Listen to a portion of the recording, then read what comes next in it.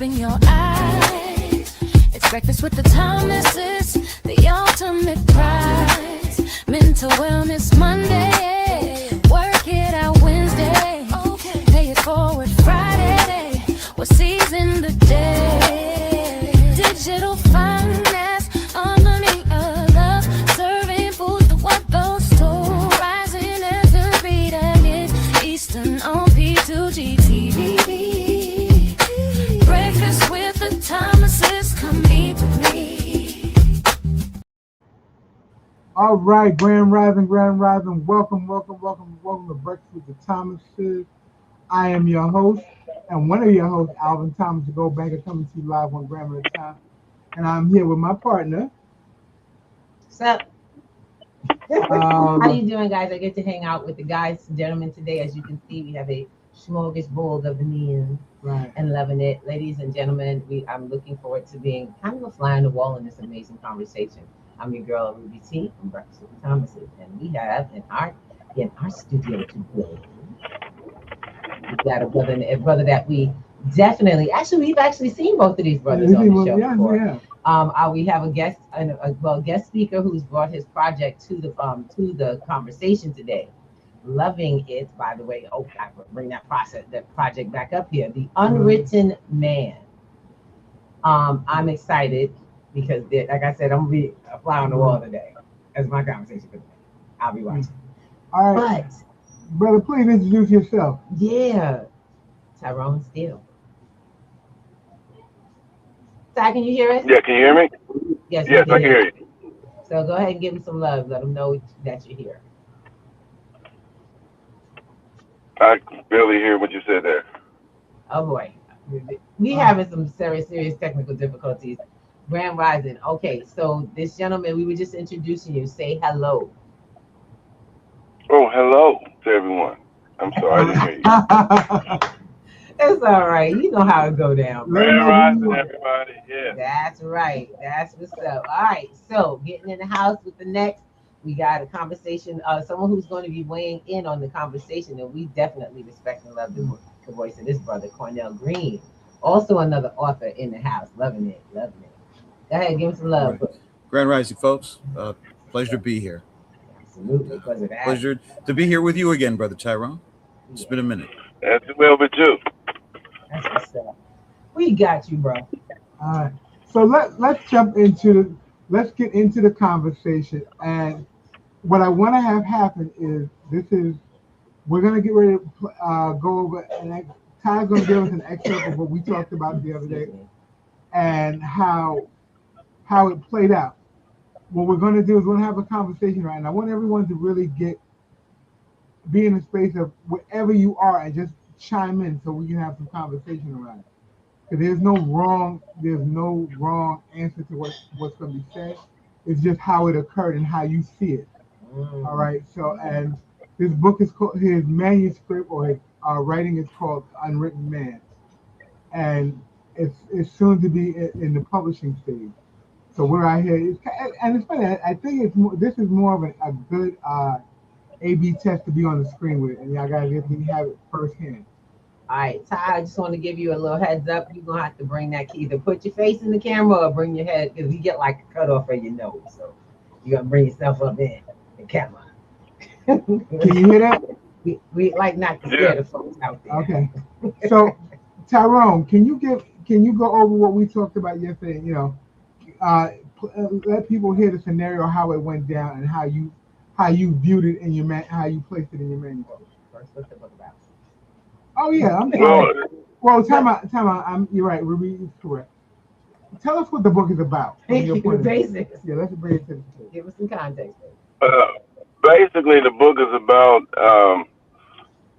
male identity or man, the concept of man, and how I feel like sometimes it's an illusional concept on a society level, being that there are situations where being a man or your manhood is usurped, and in a way that sort of takes agency away from you, and it's for a split second there, it's almost as if you're not there, and being a man man is secondary to anything else that's going on. Okay, so essentially the conversation from your writing is men always have to I guess reimagine what position to come into. When do, when do you get to when is the role of man as the head of the household, or where man is man when he has to be knowing how to analyze a situation and decide what position to come from, or is it man at the head and there should be no reason for any question beyond him being the man in the conversation? Well, it's more of a in society. Everybody has a standard for what a man is, and there is no. I haven't found anywhere where there's one definition of a man worldwide. As far as what we can follow, it's a moving goalpost. The men of the '50s um, did something or acted a certain way, whereas men of the '80s and '90s and 2000s are totally different from that concept. So basically, what it is you're trying to fit into a construct that hasn't have any written rules to it. It's just what everybody believes a man is, and then everybody, of course, has a different definition, perspective of that. But it's a moving goalpost. It changes, and trying to fit in it at all times and be the man is difficult because at the same time, the male aspect of it is ignored. Mm. Oh. Now you said the male aspect is ignored. How is what do you mean by that? Because that's a very wide statement. Because ignored, you could be people can get just tired of hearing what you're saying because you ain't saying nothing really. Or is it that you're being ignored because you don't feel as though you're being seen as the person man? Is that what you're trying to say? Well, with women, for example, with women, they're naturally looked at as nurturers. Okay, they're looked at as nurturers, and their femininity, it's not ever in question for the most part. You know what I'm saying? Let me put it like this: you don't know the definition of a man until one fails, and then at that point, you know what a man is, because then you see what a failed man looks like. But as to be with a man at all times, not always looked up to or honored or appreciated. And in certain situations, like I said, especially when in relationships, there are times when um, being a man is secondary to what's going on, and it's sort of kind of a debilitating for a hot second to figure out where you're sitting, but then you just settle for what's going on and for the less pressure, I guess, to be the right word or lack of thereof. Cornell, what do you think? Because I see you nodding your head. Um, well, I just have a couple of questions. First of all, um, the premise that the role of a woman is defined and women are universally accepted as nurturers. Doesn't apply to childless women. It doesn't apply to lesbians. So I think we could say that there are certain presumptions or assumptions of what the role of a woman is. But I think that the thing is, well, first of all, I would like to ask this question: societal definition of a man versus how a man identifies himself.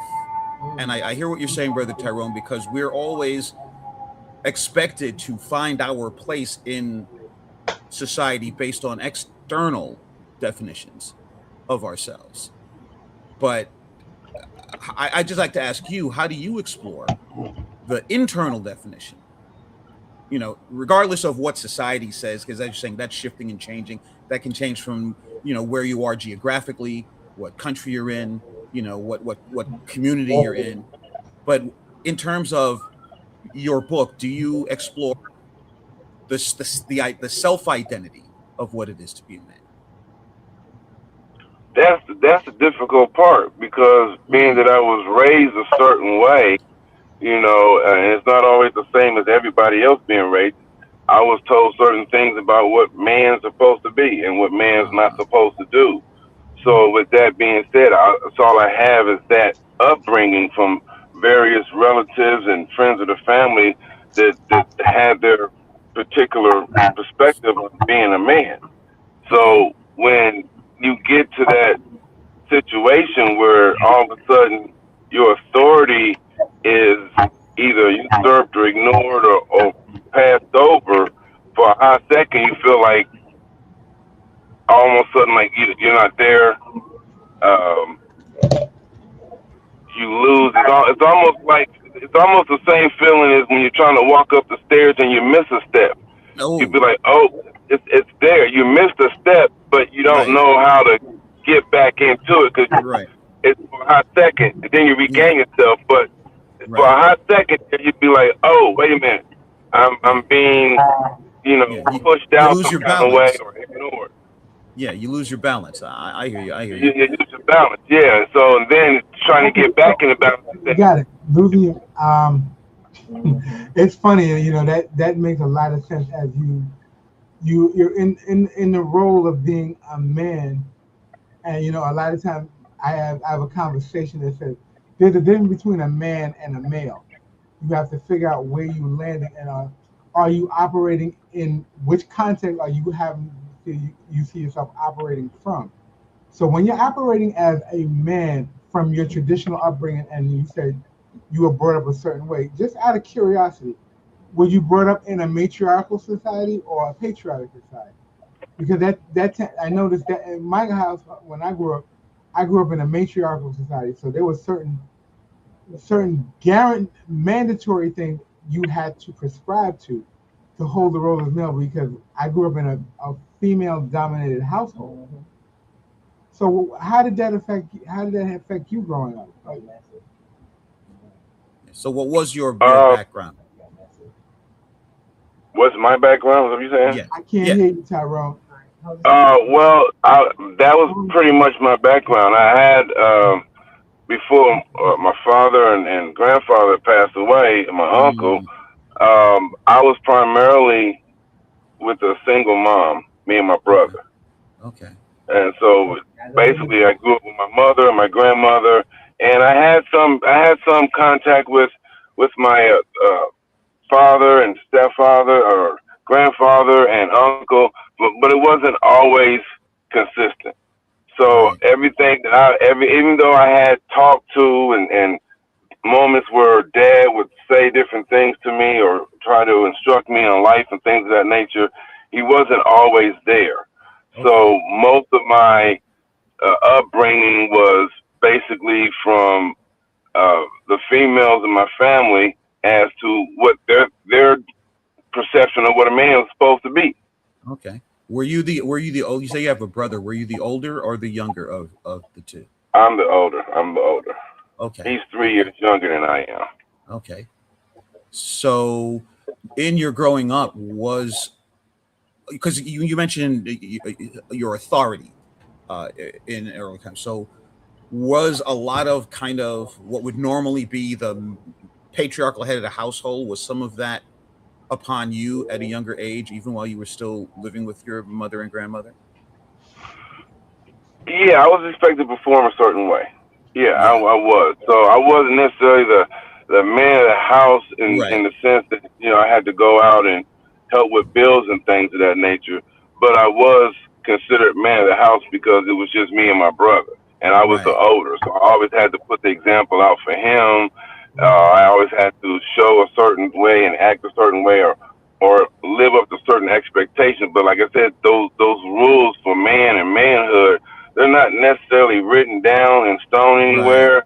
So you still have to navigate through everybody's interpretation of what one person might think is a man, and another person would say, no, that's not being a man. So it's always that constant battle trying to figure out, well, where you fit in at and what is a man. Right. Right. I get it. I get it. And it's interesting. I too was raised by my mom until I was 12 when she married my stepfather, who was a great man. Unfortunately, Lung cancer took him at the age of, I believe he was 54, something like that. He died in 92. But I remember before my mom remarried, even though I'm the second of four, I'm the oldest brother. I have two brothers and an older sister.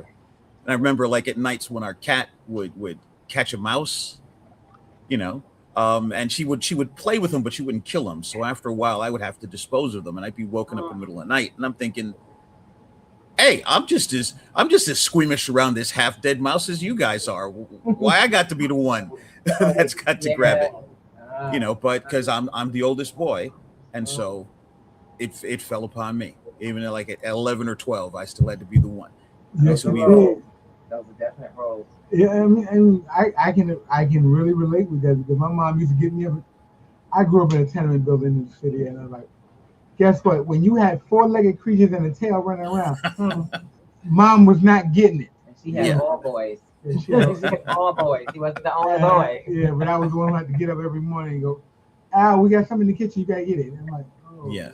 no problem. Surprise, surprise. Right. But yo, I love this conversation. I really do, and I think it's most people, most of the time we don't really talk about this because this is those that unheard conversation where men are trying to solidify their position in life, but we can't talk about it because when we talk about it, it's seen as either what's that? It's not even fair. It's more pick your back up, get your back, you know, pick your balls up, get off the ground, deal with what it is. You just have to maintain it. Right. Well, we have a lot of phrases that I think don't serve men well in the society. You know, man up, be a man. What kind of man are you? Shake it off, walk it off. You know, and any sense of insecurity is perceived as weakness. And of course, you can't be weak and be a man. What are you, a punk? This, that, and the third. You know, but I really like your thesis, Tyrone, of the unwritten man, because as you're saying, so much of the societal expectations, they're not coded anywhere. And you change from work to hanging out with your boys to just dealing with strangers on the street to dealing with the women in your life, be that romantic or social. And the role can change. Every context expects certain things of you, but nobody's giving you a playbook of what that something is. So you're constantly figuring it out, you know, and you kind of looked down upon if you don't know what it is. But it's like, wait a minute, I got 5 different contexts here and probably 13 different expectations. And I'm just supposed to, by intuition, figure it all out. Which one? Right. Which one? Exactly. Right. And then when it comes to just dealing with other folks, women, it's like, in a way, it's almost like they don't see it or don't want to see it. It's really weird kind of situations. Like, well, at one point they treat you a man in certain situations, but then it feels like when it's advantageous for them, then you're not the man anymore. I hear that, and I will just say, let's just put it on Front Street here. Given the complexion of the people in this conversation, there's another aspect and element of things of being black men, and we know historically that so much has been done to undermine the black family, you know, to put black men at a disadvantage in terms of economic capabilities. You know, so we have societally where, you know, through no fault of their own, it tends to be easier for black women to get employment and have a stable income than a lot of black men. Not all, but generally speaking. And this is not accidental. This is due to, put it out there, this is due to the endemic systemic racism that still exists in this country, that never went anywhere. We can pretend that, you know, since the 60s or something, you know, civil rights laws, none of that makes any difference. You know, just because there was a black president for 8 years, none of that makes any difference. In fact, we're experiencing the backlash of that. So we have that extra added layer, you know. And then I just find personally, because I'm living now here in Harlem, here in New York, and we have this glorification of criminality in our culture. Yeah. You know, prisons are too often seen like a finishing school or a fraternity. You know, education is downplayed and down talked. You know, I mean, I've been hearing this. I'm 65 years old. And I've been hearing this since I was in elementary school because I'm articulate and well spoken. What are you trying to sound white? And it's like, Yeah. hold up a Right. second, hold up a Right. second. If Right. being well spoken is sounding white, what are you Yep. saying sounding black is? Black is. Thank you. So, Yeah. so on Right. top of the whole man identity, we have to face Mm. the quandary of what is it to be a black man? All this keeping it real. Well, you know what? Keeping it real Right. is not thug life. Okay. It's not being a gangster, a pimp, or a pusher. Okay. So we have to deal with combating that in that other context when we are just around black men. What is it to be a black man? And then with our black women, because of all these societal things, what is it to be a black man in the context of a romantic relationship? So there are, I mean, it's really an amazing thesis, and I love the title of that because you're so correct. There is so much that it's just you know, sand written in sand in the wind. Yep. You know, and we're supposed to figure it out in each context. Some situations can be frustrating. Some situations can create hostility and be downright dangerous. You know, and we've got to dance through this landmine and Right. figure it out and shifting from one situation to another. Okay, who am I supposed to be this time? You know, I'm supposed to be, you know, a firm and dominant because I don't want some clown to come jump bad with me. But then when I'm with my woman, I'm supposed to be, you know, less macho, but then I'm supposed to show my emotions, but don't show too many emotions because then I'm weak and I'm some kind of There a you punk. go. And it's just, you know, it can be like playing a game of spin the top. Yeah. That's You what know, I'm saying. you know, being a man is a menagerie of things, and it's funny because I'm thinking as you were chiming in on the systemic racism of the black men and how they have, you know, essentially divided the family, putting women in positions of authority by making, you know, putting them in higher roles than they would normally put them in.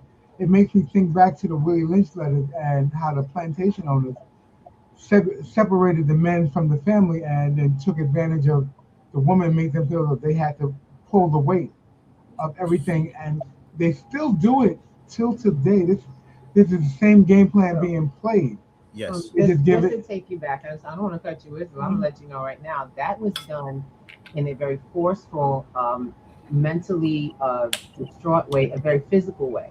Yes. Women on the plantation were the protectors of the well-being of their men, because you would think that it would be the opposite, where they would use the women. They figured out how to use the threatening, killing, maiming, and destruction of a male in front of a woman as a way to get her to control him.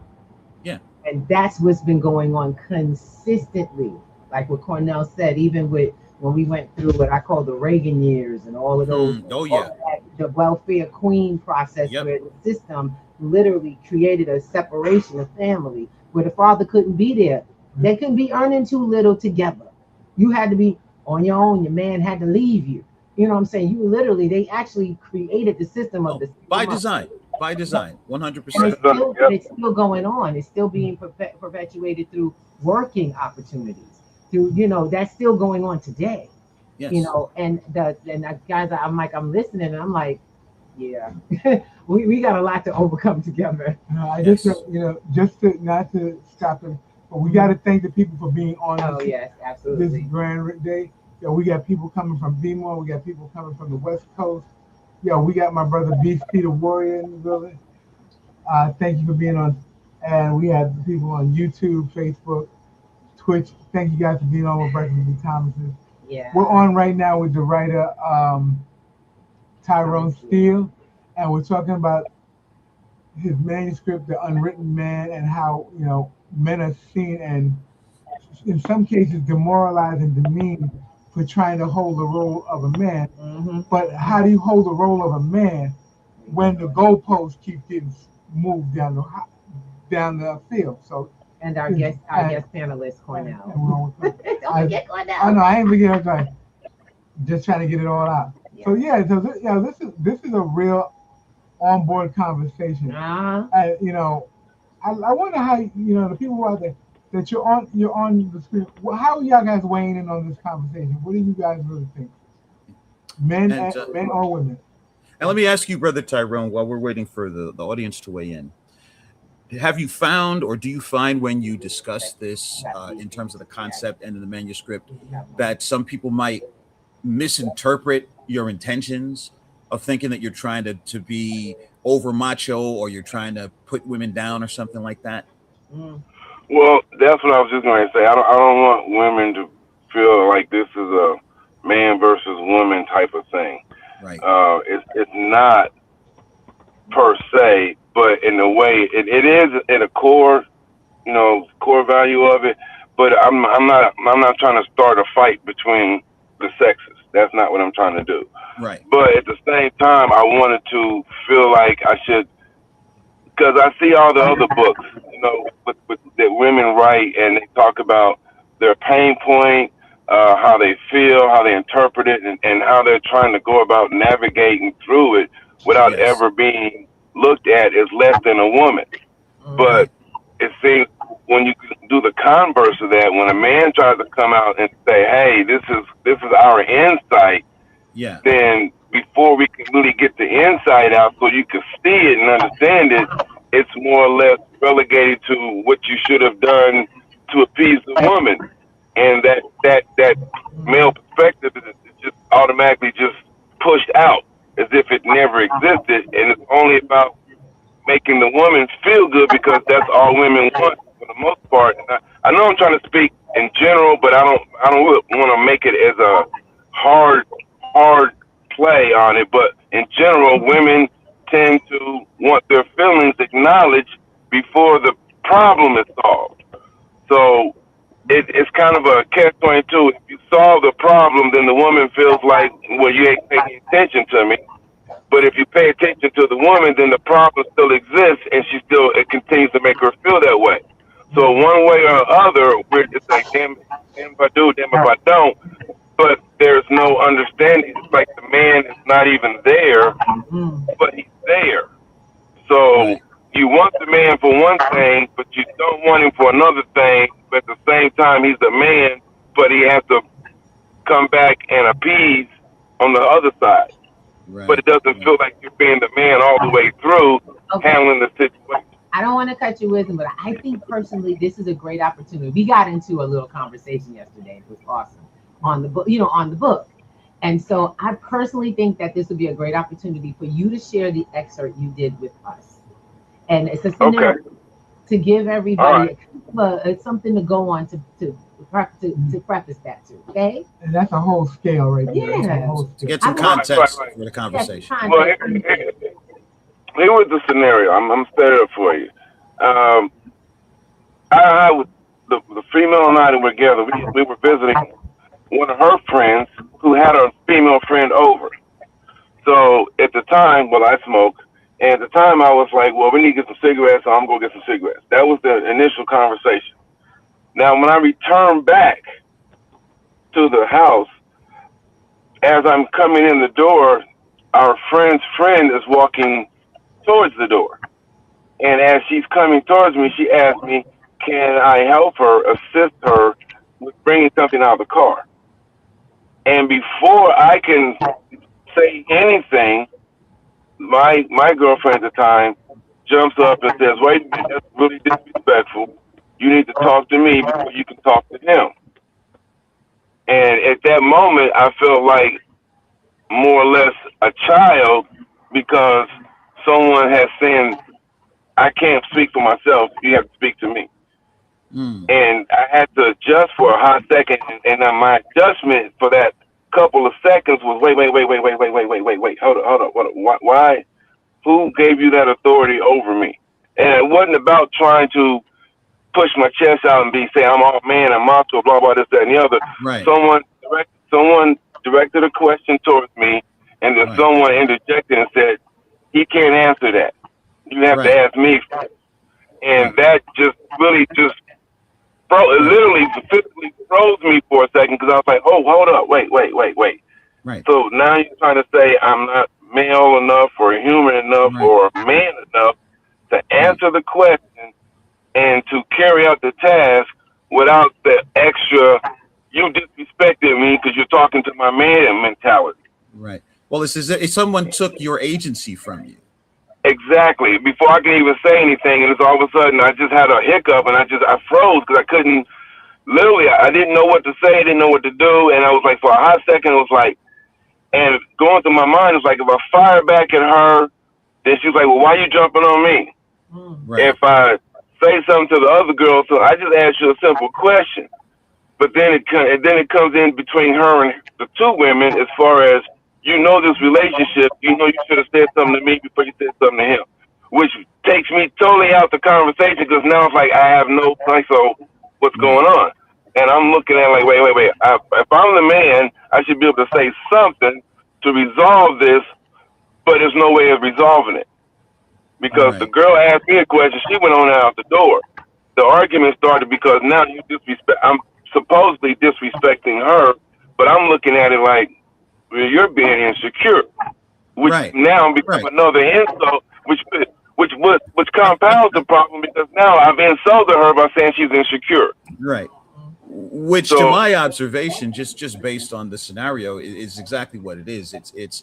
I don't even think it was so much an attempt to usurp your authority as her, pardon the bluntness of the metaphor, but her pissing on her tree.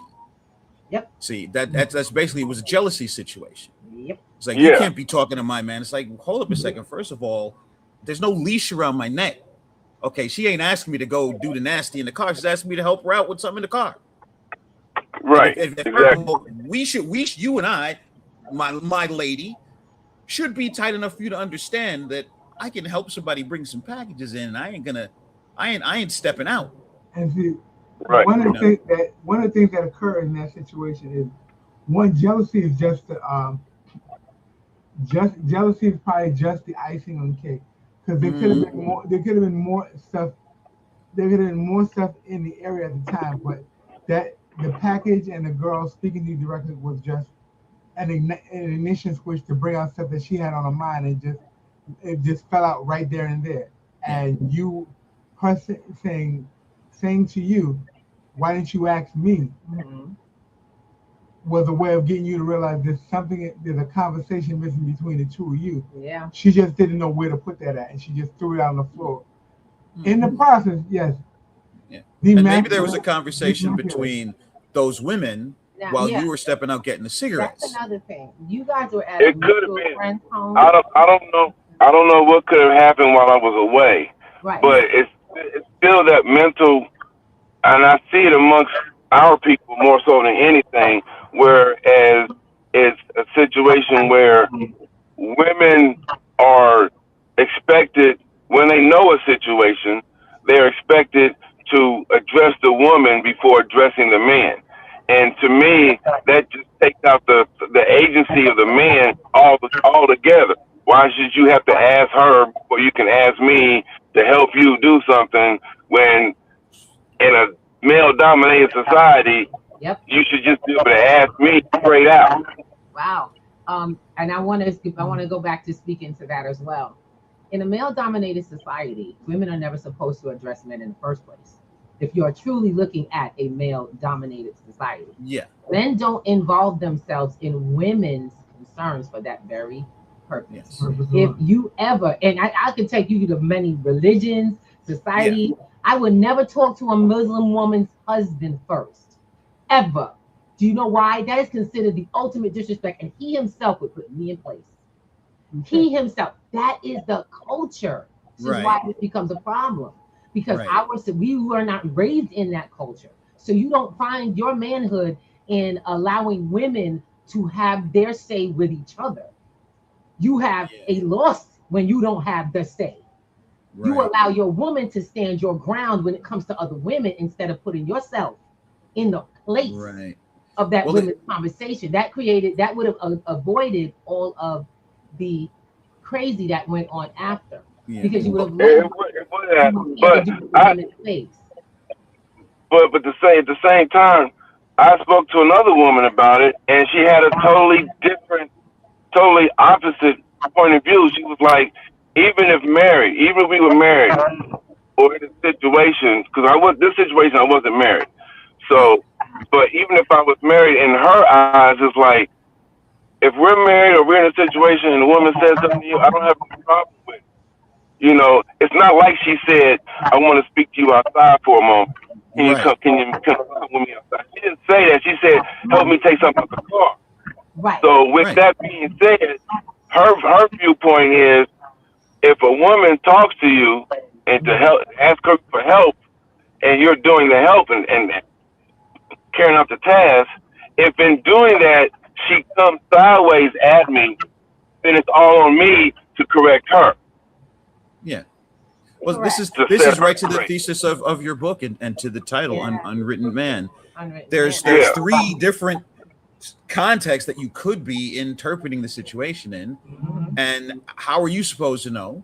Because as far as you were concerned, this is just a person. It could be a stranger off the street saying, "Excuse me," Yeah. you know, it could be an older person. "Could you help me carry these Right. packages?" That's how you were looking at it. But now all of a Okay, sudden hold she, on, hold on. We gotta Okay, here we share, go. we We gotta gotta share. actually, we have a share. So okay, we have a guest. We have a guest that is responding. We were asking. So see, see what I Right. see is that more females are operating in the male role, and then following, we're a little closer to the conversation. Um, Women are operating in men's role, in the man's role, willing or unwilling. How can we get men to step up and stop operating emotionally? well, That's if I may interject, because then there's a reason that you've got me in this conversation, Al. right. Um, I have to push back against that, the thesis of that question. Men stop operating emotionally. Are we not human beings? What does that even mean? Men stop operating emotionally. That's part of the problem we have as men. Okay. That's why you get so much violence. You go into a bar, a guy looks at a guy the wrong way, and violence could occur. There could even be death. A man shoots another man dead because he disrespected me. No, it's because he doesn't know how to process his emotions of frustration and fear. So all he knows how to do is lash out in anger. Men are allowed two emotions mostly in society: anger and fear. That's it. Anything else is seen as weakness because that's quote unquote being emotional. Look, my mother died 5 years ago. I'm not supposed to cry. You guys know I had my grandnephew here for the weekend, my niece's son.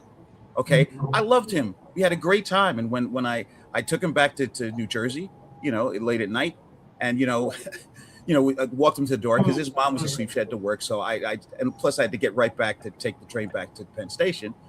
So he went to like give me the bro hug. I was like, no, bring it in here, dude. You know, because I love that kid. Right. You know, I love him like a son or a grandson, actually. So So, I don't think it's that men need to stop operating emotionally. And this is, I'm going to get a little briefly into why I'm here, and then I'll turn the mic back to you, Brother Tyrone. This is the issue. A part of the core issues with being a man, Black men in specific, but men in particular. And you know, I've said that we need safe spaces for men to process this conversation that you're raising in your book, brother. We need safe spaces for men, because otherwise, that's why we need safe spaces from men. Part of the reason why women are talking about and processing their emotions, whatever have you, because let us be honest, there's a lot of domestic violence, there's a lot of sexual abuse. I don't think I know too many women that I know personally that haven't been sexually abused. Okay. I had 3 lovers in a row in my 20s and early 30s that were sexually abused before their first decade. Okay. And this is because men don't know how to process their emotions. They're not allowed to process their emotions. And so things, when things are repressed, like I say, they're repressed, and things that are subject to contents under pressure are subject to explode. right. But how does a man express his emotion? Even what Chris Baptiste said here. Right. Men So- need to stop operating emotionally. Right. I don't But, get.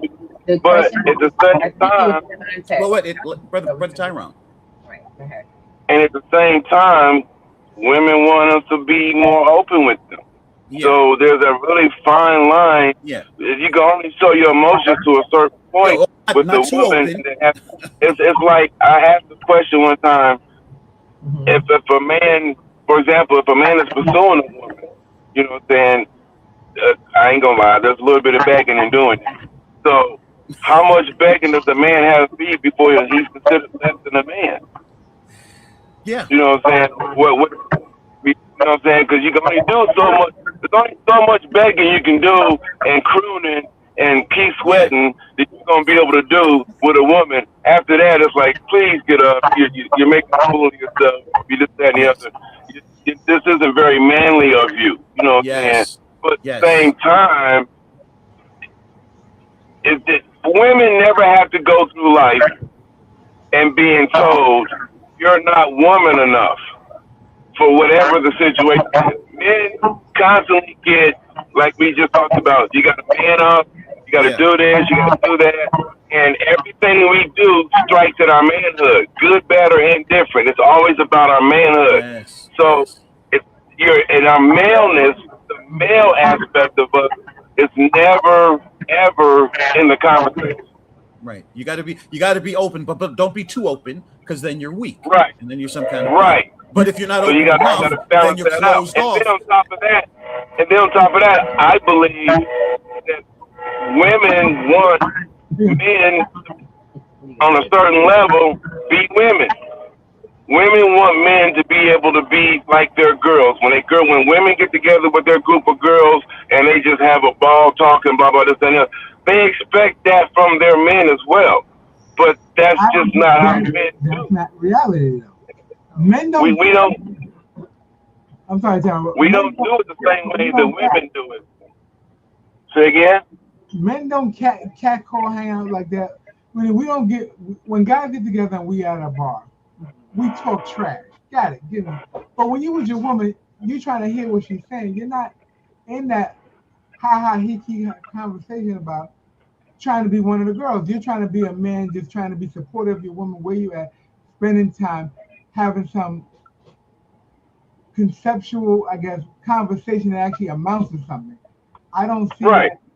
I don't see that a conversation with being a man being one of the girls, because that's not something that actually occurs. No, it's not gonna occur. But I feel like women want that Hold on, aspect. hold on. But even if men to go into their feminine power to be, they try to relate to where their woman or their wife are, so they can get an aspect of what she's trying to get or derive where she's coming from. That doesn't change your manhood. That just allows you to be on her level so you can have that conversation of contact. And as a man, having to deal with the feminine power side and still maintaining the role of a man is a balance. And when we're having those kind of conversations, that's what we're having at the same time. The feminine power structure and the male, and being able to control the boundaries so they can hear and you can hear where they're coming from, and be on the same page without them feeling demeaned or you feeling diminished in the power that you hold in this conversation and building the relationship. If that makes sense to you. And I think one of the things that we need to do, especially because you're working on this book, brother, I would just caution to be aware of the distinction between our personal empirical observations and then overgeneralizing that to the whole society, because all women do not expect that. Most of my friends are women. Yeah. But you're of course you're speaking mostly from your personal experiences, and that's the best way to speak about it. And certain generalizations are generally true. That's why they're generalizations. Generally speaking, women do tend to be more emotional, more conversational. Men do tend to be more reserved. Now, how much of that is due to our prevailing hormones of testosterone in men and estrogen in women, and how much of that is based on millennia of societal expectations that have been imprinted upon us? I think it's probably a combination of the two. I think men would do well to be a bit more expressive of their emotions, not necessarily in the same way that women are expressive in their emotions. And that is why I have had discussions with both Ruby and Alan, with other peers of mine, about finding a way to have safe spaces for men. It's not the same kind of sob sister situation that women have, because A, men don't work like that, and B, there's just a lot of this toxic masculinity that if men were to sit around and talk about their feelings, men would feel like, I ain't no kind of punk. What are you talking about? I'm supposed to sit here and cry. But Look, there's a part of the reason that men die almost 10 years earlier than women do is because of bottled up contained stress that we don't know how to release. We tend to drink more, we tend to smoke more, we tend to do drugs more, we tend to deny our feelings, we tend not to address the physical ailments in ourselves. And then we're dying of prostate or colon cancer or cardiac disease or kidney failure or diabetes because even going to a doctor is seeing weakness. And sometimes it's not even seeing weakness. It's like, I got to get up and I got to provide. I don't have time for that. Right. I got to be the breadwinner. I got to go out there and earn. So I'll just throw a couple of aspirins, take a drink after work and just man up, walk it off. So can I just draw a line between a couple of things? I think people keep thinking emotional means being things like frantic or, it's like when we think emotional, what you're separating is the idea that really what it is vulnerability.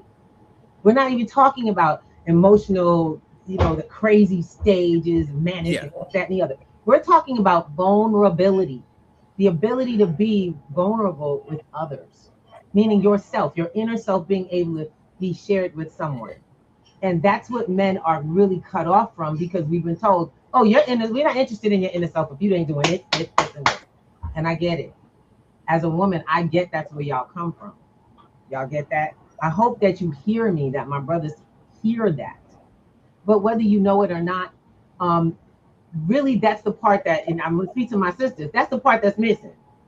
Your man can't be your man who he is. Not the man, but a man, a person around you. He can't be seen as weak and be okay because we tired. I know it's always everything from the time you're born, everything's on the women's shoulder in the world. That's how it works, babies.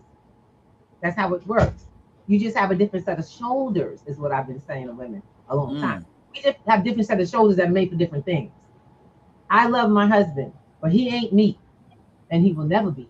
And that's the good part about our relationship. That's a blessing. And I want to make sure every man hears this. Your best thing is a good woman that understands that you are there for certain strengths, not all of them. Yes. And I will say this, being open and honest with how you feeling isn't necessarily weakness. Yeah. No, this is the problem that men face, that being honest about, sometimes I'm tired. Sometimes I'm scared, not of another person. I'm scared of failing. I'm scared of disappointing myself. I'm scared of facing these things that have been bottled up. But if I express these fears, these vulnerabilities, then that's perceived as weakness. And you can't be weak because that's not manly. And I think this is the fundamental thesis of Brother Tyrone's book, and that these rules are unwritten. How the hell do I be a man? And so when everything I do, good, bad, or indifferent, every decision I make, every expression I have is either a check mark in the man column or a minus mark in the man column. And how about where's the part where I just get to be a person and I don't have to worry about walking this tightrope of man, not man, man, not man? Yeah, that's good. Right now, as weird as it may sound, and Ruby touched on the other day, I'm not saying that I'm a transgender or want to be transgender, but sometimes I just don't want to be a man. Yeah, I just want to be me. Yes. Yeah, right. Yeah, I mean, that's what I'm trying to figure out. What does that mean to be a man? But I just want to be me. That's the only way I can explain it, because being me means I can be all of what I believe I am without having to fit into the construct of being a man. So there's no language for that. There is no language for that. So what do I call it? Yes. This what I'm hearing is like man, as in I am a man in the generic terms, versus the construct of manhood. This iron mask that we've been put in, this armor that we're bound up in. That's got nothing to do with who we are as a person. Right. But that's the armor we've got to wear every day, and it weighs 1,000 pounds. And we got to walk around with that. And it's not even that we got to wear it. Yeah. It's not even that we got to wear it. It was put on us, and you can't take it off. Exactly. It's something that we got. We cannot step out of manhood and just be the individual male, because we're constantly looked at because we're men. Yeah. But we don't always get to express that when we need to express that. Because if you're too much of a man, you're overbearing. You Yeah. know what I'm saying? And you're controlling, and you don't really care about the woman or the people around you. But at the same time, when you look at what they call a successful man, he's selfish because everybody says you got to be selfish to be Yep. successful. You got to start with you first, which Yep. means you got to put everybody Dog else eat to the dog side. world. So Yeah. now you're selfish. You don't care about anybody else. You're bullheaded. You know what you got to do. Now, if this was a group of men, and I said I'm getting ready to go out here and I'm getting ready to go do this out the gate, I'm gone. Who's coming with me? Well, everybody comes. If anybody comes with me, they come. But if they don't, the rest of the men will say, "Good luck to you. Yeah. We'll see you on the other side. Hope you make it." You know what I'm saying? But anybody else would be like, if you try to do that stuff, you're crazy. You're wasting your time. Why don't you just be here with me and do all this kind of stuff? And it's sort of diverting so that you can't really complete the vision that you want because the woman has something to say about it. Yeah. Everyone's expected to be a man, but there's no operator manual.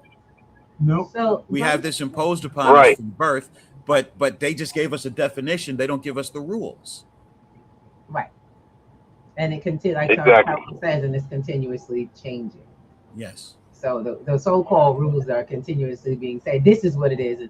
The what they say, the finish line is constantly being You're moving the Being goalposts. moved. Moving Exactly. the goalposts. Sometimes they even Sometimes they even change the game. 1 minute you're Exactly. playing football, the next minute it's tennis, the next Yes. minute it's soccer, the next minute it's Exactly. baseball. Exactly.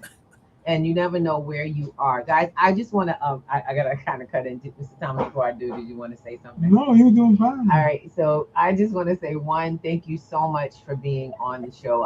We're not ending, don't get it twisted. We got a few more minutes, but I want to say thank you to all the gentlemen who have taken the time to weigh in, to share in, and just look at what and we got Larry Wiggins on the line, our brother up in here.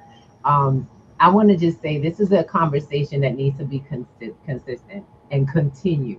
Yes. It needs to be like you said, brother. You need to move this into a physical space or digital, something online, can be a Zoom, for a safe space for men. That doesn't mean a place where y'all could be weak and all of that. You could be whatever. How about we do that? Yeah. You could just be whatever and be around folks that accept that, Yes. Whatever. identify, and Yes. be able to. And you know what? I don't even want to be a fly on the wall in that room. I just want to see the outcome. Yes. 'Cause And Brother we all get Tyrone, together, that's you gotta write this book. This is really a needful book. And I say once again, I love the title of it because that in 2 words that really breaks down the whole thesis of the idea, the unwritten man. right. Because there's what is it? What is that? That's a conversation we're not having. It's trying to define man either for or against or in terms of whatever. It's like, no. What the hell is it? It's not written down anywhere. You say be a man, and then you stop. You don't even no instructions, That is no so directions. true. That is so true. It's like be a man, and then you walk away. Okay. Yep. Do I get a set of rules to go with? Is there a book?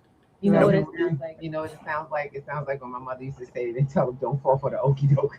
What the hell is an okie doke? What is an okie doke? My mother said, Hey, apparently whatever I'm it like, is, don't fall for it. don't fall for it. I'm like, that's Right. so, those are generals, and we talk like that to each other, thinking that we dropping knowledge, and really we're just creating confusion and a Absolutely. Yeah. setup, the same process again. And Yes. I want to just say, I want to say thank you to all my brothers who have actually supported, and whether you guys realize, supported and trained myself as a woman in this world around being around and seeing other men, because that's how I've gotten to learn to interact and then learn to check myself where I'm at.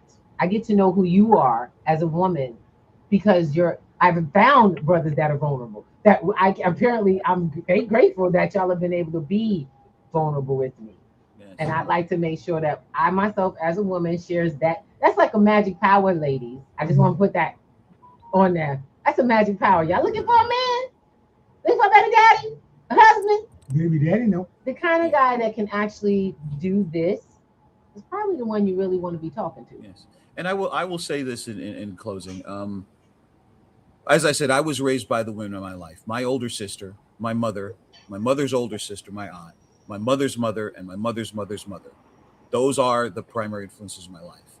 And far from making me weak or effeminate, that has made me a man and a human being.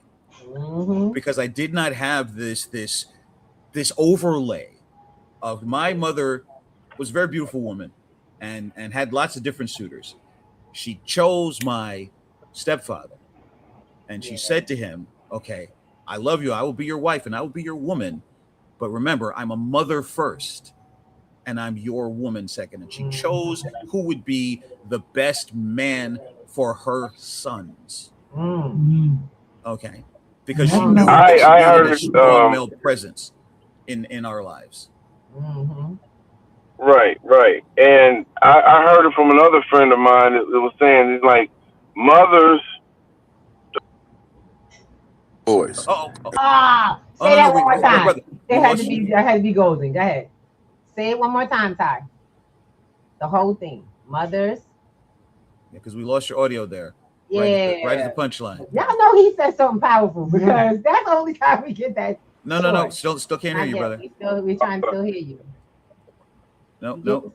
Okay. I'm saying real quick. My daughter's trying to call me. What's going on? So she said it like this: saying mothers raise their boys to be what they believe to be the best man possible, and what they end up getting is a beta male, for lack of a better term. So when you raise your sons to be respectful of women, then you get a beta male. If not saying they're not being respectful of men, then all of a sudden you get alpha men. I know definition wise there's no such thing as an alpha male, but most of the public says there's an alpha male and there's a beta. So the alpha men, they don't take any crap. They just do what they got to do. They don't care who's in. You're gonna be with them. You're gonna be with them. The beta male is more giving and more considerate. Takes other people's feelings in consideration for the most part, and is not necessarily alpha go-getter, overachiever type. So a lot of it comes in the upbringing. Because if you weren't raised with a male consistent in your family, then you're gonna have the tendency to listen to and cater to the women, where there are other men women call assholes or jerks, or they just don't really give a damn. Those are the ones that go out and just say, hey, I'm a man, and they just go do it and it get done, and they never get talked about because their manhood. Right. Here's the thing: they are the ones who tend to be serially divorced. They are the ones who tend to be unfaithful. They are the ones who tend to cheat, not only in their relationships but in their businesses. But when they become successful, they're praised. Well, yeah, and that's part of the problem, though. But yeah, that's the paradox. That's the paradox. Yes. You're exactly right, and that's again, that's something to explore in your book. That if that's the archetype, then that's part of why the concept of manness is broken. Right. Because it's a little now. There's what's in between the two. Right. Because yes, we do want someone who strives, a striver. In fact, living here in Harlem, there's an area of Harlem called Strivers Row. We do want to strive for success, but not to the extent that we crush people beneath our feet, that we disregard people's things, that we think that everything is ours for the taking. And so, if I want a woman on the side, like in Goodfellas, they said that as a man in the mob, it was expected that you had a woman on the side. Yep. Otherwise, what kind of a man were you? I'm not about that life. Right. Men of means seem to be able to have the wife, the girlfriend, and the side chick, and they're looked up to us like, hey, you're wealthy, you got the money, you got the business, you got the pull, you got the women, and that's supposed to be what the man looks like. But to get there, you got to walk over a lot of people to get to that point. Yeah. And look at who's sitting in 1600 Pennsylvania Avenue. One of the things that really come up in this conversation, I think, and I don't know whether it's overlooked or overshadowed, but men have been designed to receive validation externally all the time. Because if you don't perform a certain way, you don't get validated. You get badmouthed. If you don't do something outstanding that's required of you, or even outside of the color of what's right, you're not you're not validated, and they constructed a paradigm that says men must be validated by some external process to be in the conversation of success. Yes. And you know what I Yes. want to do, and I love this conversation. We got to come back and We do have it. to do a part 2. I But love we got it. to come back and we got to let you guys know what's going on this week and this week. So We're gonna Tyrone, say- don't go nowhere. Cornell, don't leave. We're gonna make sure that everybody gets to get y'all connect. I love it. I love it. Yes. All right, so what we're gonna do is share with you a little bit of information. Today is Wednesday, I'll work it out Wednesday, and we go in on new conversations on building up our community, building yourself, crypto in business. And it's funny because it's just like it's for everybody. It's not just for business owners. We have to start adapting new ways of coming together and having this kind of conversation. And we teach digital financial literacy. The best way to do it is get a handle on your resources.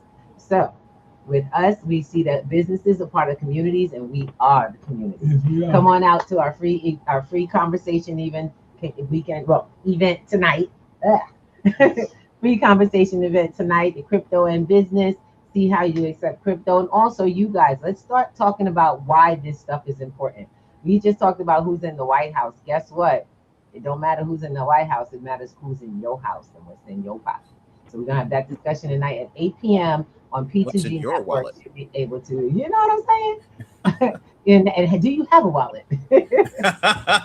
Those who would like to join us, it's on the website. People have been asking me, where do I get the link? I do not send these out one at a time. You are going to go to the website and you got access to everything we do. So please do look for that flyer on the website and click the link below. Have a great one in that area. But I want you guys to let them know, where can they find you? Where can this conversation continue? Sorry, Tyrone, let's start with you. How can we connect with you? I can. How can we How connect can with they you? connect with you to continue the conversation? I still can't hear you. Oh, How can people reach you, brother Tyrone? your contact. I'm on LinkedIn. I don't really have a lot of social media. I'm on Ty Boogie Baby on Instagram, and then Tyrone Steele on LinkedIn. All right. So his LinkedIn is up, and we want to make sure you guys go there and get that information. Connect with him. Talk to this brother, and this is his manuscript. He's still building the story, so you too can weigh in and share and give him some insight to what people are talking about, because this is really what it's about. He's writing a book for all of us to have a perspective to come back to. It's a conversation. And men in general, this conversation is not just for you. Ladies, it's not even about you. So get your man out there and let him have some fun. Okay. I will say this. I will say this much in closing. I do have a workbook. It's like an 8-week workbook. It'll be coming out shortly with the book. So it's a book and a workbook, so you can work through this. Okay. That Sounds sounds good. like a plan. I'm looking forward to it. It sounds like that safe space is about to happen, Cornell. If y'all got a workbook, I can see a group coming up behind it. I like that. Yes, definitely. This And is just to a let great folks know, collaboration. you can reach me. I'm cornellgreen@gmail.com. That's the easiest way to get in touch with me by email. And I'm also Cornell Green on LinkedIn. Just Cornell Green, no E at the end of green, all one word. Right. And you can find me there. And he's up here. His name is up here. So you can find him at all of those platforms. Guys, we're, of course, with Ruby and Al. We're Breakfast with the Thomases, sponsored by P2G Networks. And what we teach is people how to come together and build strong. And we want you guys to know that if you're on here watching this, you are the community with us. And we'll see you in our next stream. Catch you on Friday. Ooh, ba-da-da-da-da, ba-da-da-da-da, see you. Wake up and rise up in your eyes. It's breakfast with the Thomases, the ultimate prize. Mental Wellness Monday, work it out Wednesday, pay it forward Friday. We're seizing the day.